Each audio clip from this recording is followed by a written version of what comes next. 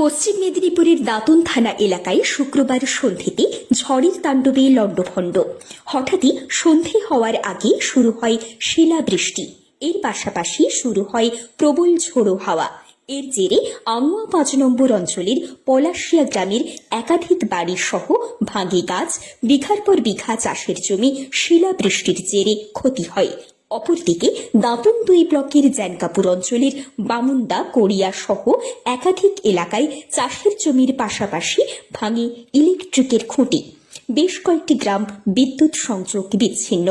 চাষের ক্ষতির জেরে কৃষকের মাথায় হাত। হঠাৎ আচমকা একটা বাতাস আসে, ঝড় আসে এবং ৫-৭ মিনিটের ব্যবধানে শিলাবৃষ্টি, এতটাই যে শিলা, মানে সেটা আমার মনে হয় জীবনে কেউ দেখেছে কিনা সন্দেহ।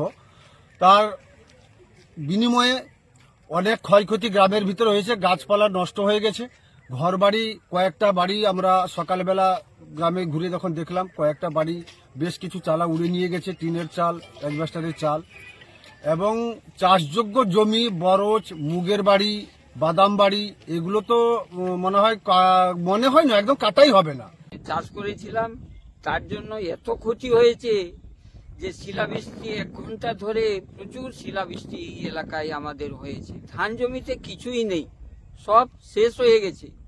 তার জন্য সরকারের কাছে আমাদের এই আবেদন করছি যাতে আমাদের এই শস্য বীমাটা পাওয়া যায়। ২ নম্বর কথা হচ্ছে, আমি ৬০,০০০ টাকা খরচ করে বা এই লোন করেছিলাম ৬০,০০০ টাকা, সেই টাকাটা যেন আমাদের ছাড় হয়, এর জন্য সরকারের কাছে আমরা আবেদন করছি। हेलो गाइस, नज़र बस पानी हुआ, बारिश हुआ, देखो पूरा तोड़ता गया घर को।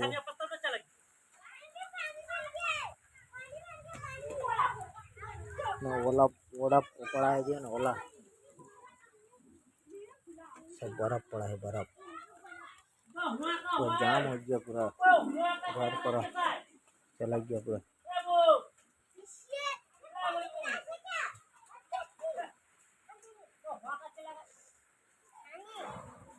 तो घर बर्बाद हो गया गाइस।